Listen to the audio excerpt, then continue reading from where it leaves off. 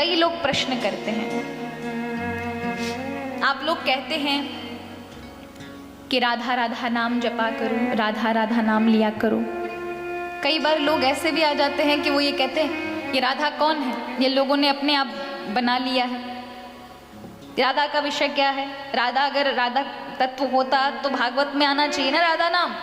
राधा नाम भागवत जी में क्यों नहीं है? तो मैं आपको बता दूं कि अन्य पुराणों में राधा तत्व विषय भरा पड़ा है। आदि पुराण उठाएं, पद्म पुराण उठाएं, मत्स्य पुराण उठाएं, या फिर आप ब्रह्म वैवर्त पुराण, गर्ग संहिता, पद्म पुराण, देवी भागवत, किसको उठाएंगे? हर जगह आप शिव महापुराण उठा लेंगे, वहां भी आपको राधा तत्व मिलेगा।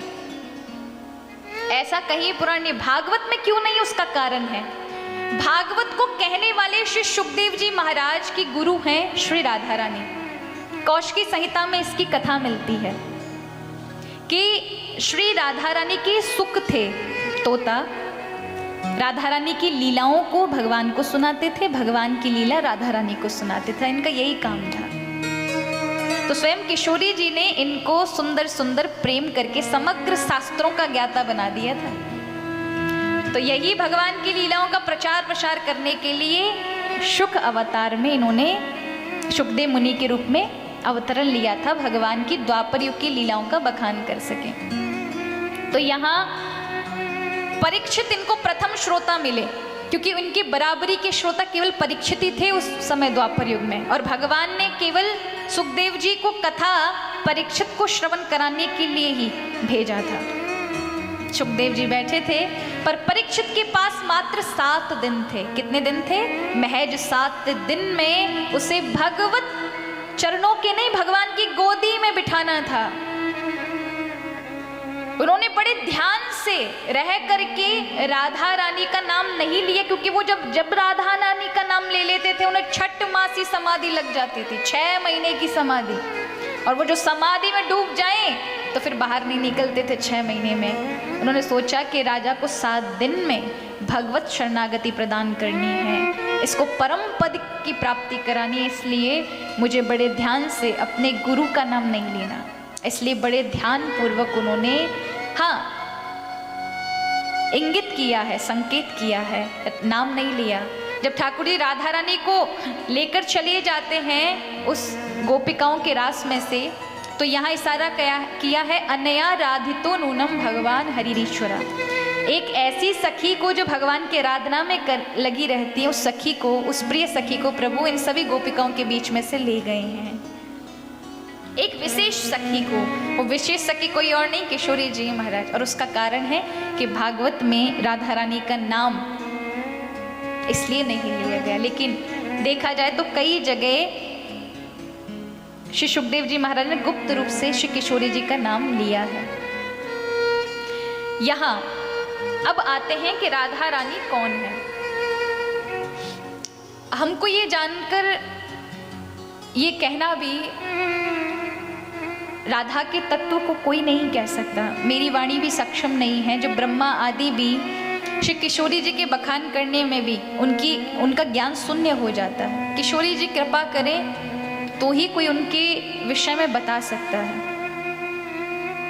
राधा रानी वो तत्व है महाराज, ऐसा संसार में कोई भी, जितनी विभूतियां आप देखते हैं सब राधा रानी की अंशभूत है। कई बार लोग कहते हैं विवाह रुक्मणी जी के साथ हुआ और राधा रानी को प्रभु छोड़ गए, विवाह रुक्मणी जी के साथ हुआ और राधा रानी को लोग पूछते हैं, लेकिन अब राधा रानी के विषय तत्व को नहीं समझते हैं। राधा रानी, इस संसार में जितनी स्त्रियां रूप आपको दिखती हैं, जिनमें जो गुण दिखते हैं, वो सारी की सारी राधा रानी की अंश हैं।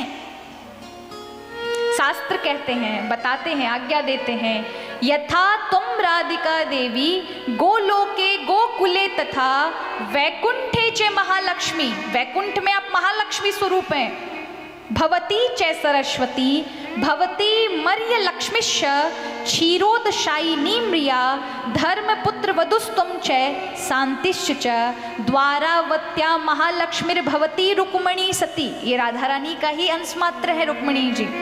पंचानाम पांडवानाम च तुम छाया द्रौपदी तुम सीता मिथिलांच जा रावणेन ऋता त्वंच रामस्य यामिनी। आप ही सीता हैं, आप ही द्रौपदी हैं, आप ही सत्यभामा हैं, आप ही भगवान की प्रिय श्री रुक्मिणी हैं। संसार में ऐसी कोई विभूति नहीं जो राधा रानी से अलग हो। और इस बात का समर्थन होता है भागवत कथा के महात्म के अंतिम महात्म में।